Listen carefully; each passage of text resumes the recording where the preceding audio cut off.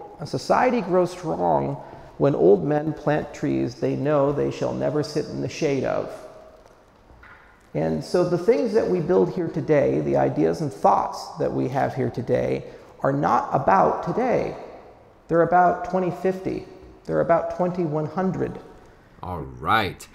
Charles Hoskinson, he is the leader of IOHK and the Cardano project, and he has just given a keynote speech celebrating Cardano's 2-year anniversary. That is right, my friends. Cardano is now 2 years old. While many other altcoin projects have packed up and exit scammed home, Cardano is leading the charge. Not necessarily with token value, no, but with development and communication and building a better crypto project and wearing t-shirts over collared shirts. In this video, we are going to watch and react to Charles Hoskinson's keynote speech celebrating Cardano's 2-year anniversary. It's an over 40-minute speech. I've distilled it down to the most pertinent, the most interesting video clips that you need to see. In this video, you're going to hear a status report on everything that is Cardano, how it began, the challenges it faces, the progress it's made, its goals going forward. Gee, I hope we have enough time with this. Let's watch and react together. Feel free to comment your own thoughts below. Before we begin, just like always, guys, give the video a thumbs up, support the channel. And to set this up, this is an event put on by IOHK. It's at a college somewhere. It's in Bulgaria, I believe. And Charles is about to speak to a room full of his peers, contemporaries, and overall fans of the Cardano project. All right, let's do it. Let's begin. Charles Hoskinson making his way, shuffling on over to the podium. You know, it seems like he has a heavy weight on his shoulders. A lot riding on this, perhaps. Let's see how he begins. Hi, everybody. Cool, calm, collected. That work? Ah, that's good. Oh, yeah. Oh, starting off with a solid mic flip as if to tell the audience, you're on my time now, guys. Charles' time. Let's see where he goes from here. Still can mic flip. Immediately walking, taking Thank you control for coming space. this early in the morning to an agricultural university in the middle of damn nowhere. Ooh, okay, pause it. He said an agricultural university in the middle of damn nowhere. Now, that's obviously Charles attempting to start with a joke. This is a special occasion, though. He has that biting sense of humor that he's known for, but it's a little bit negative to start off. I think he realizes that. Let's see if he can recover. He doesn't want to lose the crowd. Beautiful area. I've never been to Plovdiv, and I like it. Okay, good save. I really do. I like these trees, too. What should we name them? What? What should we call this one? Too much. No. Mr. Fuzzy. Tree bit not working. Abort. This Charles, one, move on. Funsies. Good. Here we go. Well, it's been 2 years since we launched Cardano. It creeps up on you like having kids or something like that. You say, only yesterday did we conceive of it. Don't be a deadbeat dad, Charles. Gotta stick around 18 years. Cardano started as a project in 2015. And it started with real high aspirations. The model that we chose to follow was something like a DARPA program.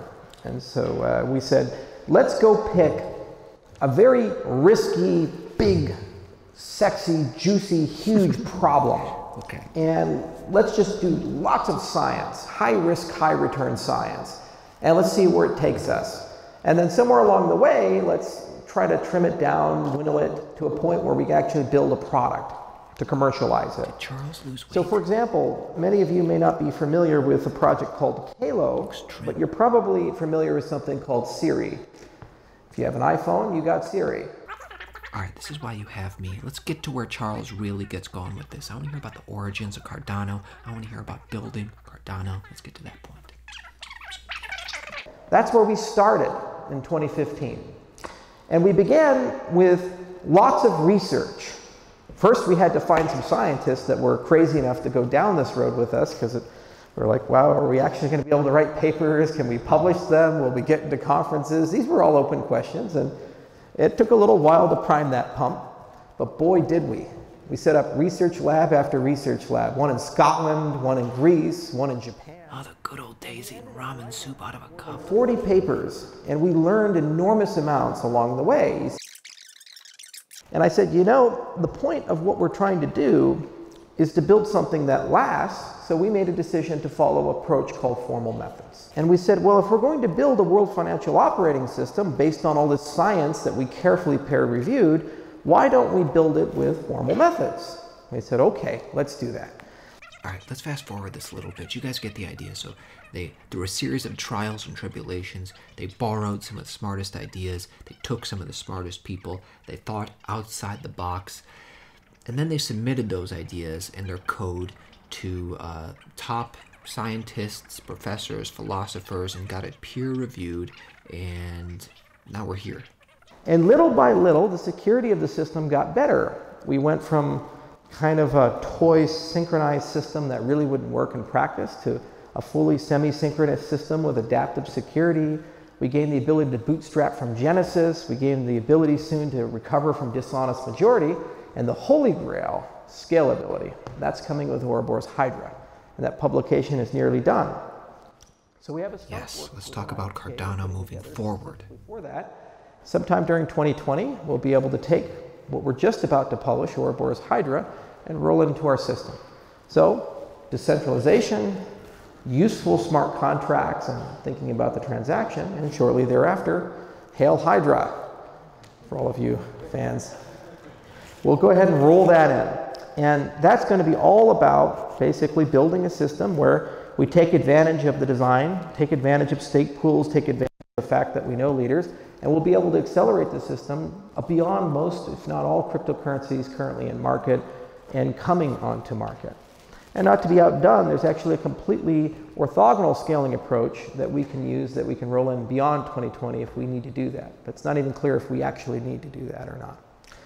But there's still a lot of research that needs to be done. Still need to think about how do we shard the network side of things, because if you have a high performance system with hundreds of thousands of transactions per second, if you're getting all of it, the only way you can stay up to date with it is if you have a fiber optic cable and you're right next to the internet, right? If you're on a Wi-Fi or a little 4G connection, you wouldn't be able to. So there's a lot to think about there. Second, there's the data sharding problem of we'll become victims of our own success. If you save everything forever, eventually it goes from gigabytes to terabytes to petabytes to exabytes to yottabytes, and who can possess that chain? No one.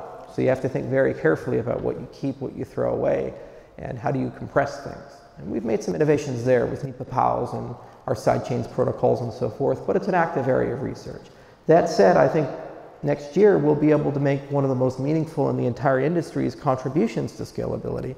And for the most part, mission accomplished there. But you see, none of this matters if I'm in charge. Uh-oh.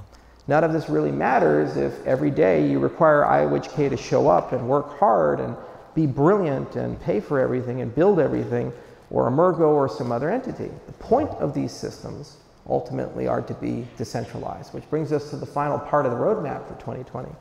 We have to find a way to turn over the system, not just in terms of operation, but in terms of where it goes. This is the tough love part of the speech. Charles is saying two things. Number one, decentralization is key. And I personally agree with that, because that's why Bitcoin is so valuable, because it's the most decentralized. So the fact they're striving for that is good. But he's also saying, number two, hey, guys, I'm not going to be around forever.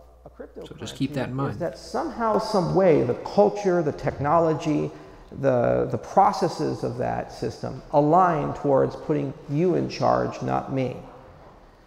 These are global systems. They don't have ethnicities, they don't have cultures behind them, they don't have a canonical language behind them. They belong to you just as much as they belong to me. For example, who's in charge of Bitcoin? Can you point to a single person, actor, entity? Is there any one person in the Bitcoin ecosystem that you can get rid of that then suddenly Bitcoin would fail? Well, the answer is no, because we've gotten rid of all of them at least once or twice. All right, let's get to the conclusion. If all we accomplished was building a better bank, or a better exchange, or a better stock market, or clipping off a penny from a transaction that people send, or making wire transfers cheap, this would be an evolution, and I guess it would make some people rich, and we'd be able to go home and say, yes, I did something. But it's not meaningful. The reason why we're here, this industry exists, is because the world is changing. The philosophy of the world is changing. The way the governments work are changing due to the pressures of instantaneous, instant availability of information from the internet, the instantaneous flow of value from the internet, and from globalization. You see, we no longer live in these little silos and hierarchies with standard narrative fictions that have existed for long periods of time. The people in Ethiopia can have just as much impact on the world as the people in the United States now, and have the same access to information as the people in the world. So this is changing everything. It's creating friction. It's why we have Brexit, and why we have Trump, and it's why we have financial collapses and all of these things. So the point of our industry is we're providing a toolbox and a collection of visions of where we can take the world, where we can collectively decide on how to solve problems. You see, Satoshi did one thing exceedingly well. Did a lot of things, but one thing exceedingly well. He figured out how to fire himself quickly. He followed the Paul Hellmuth method of development. Told you what he was going to do, did it, and told you what he did and left. So here's the Bitcoin white paper, wrote all the code, launched it, got a whole bunch of people around it, told them what it all meant, disappeared, never to be seen again. That's how we should aspire to run these types of ecosystems. And what we've done in these 5 years, all this work, all this effort, is basically build a model for that. And if we're successful, even if IOHK disappeared, Cardano would be stronger than ever. It's a beautiful thing, and it's a dream I hope for one day. We'd still like to be there and participate, but we'd just be one of many voices, and we'd no longer be in a position where we decide where to go and what to do. You'd decide that. A society grows strong when old men plant trees they know they shall never sit in the shade of. And so the things that we build here today, the ideas and thoughts that we have here today, are not about today. They're about 2050. They're about 2100. All right. Sounds like Charles Hoskinson is planting the seed that he could leave the company. Do you think that would affect the price? Right now, Cardano is trading in just under 4 cents, about 3.8 cents. Now, personally, I'm not buying Cardano right now. I mean, I think even Charles would admit that it's more likely Bitcoin will succeed than Cardano will succeed at this point.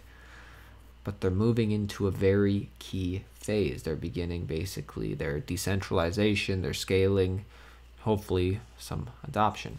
Anyways, guys, keep them on your radar. My name is Aaron at Altcoin Daily. Support the channel, like the video. See you guys tomorrow.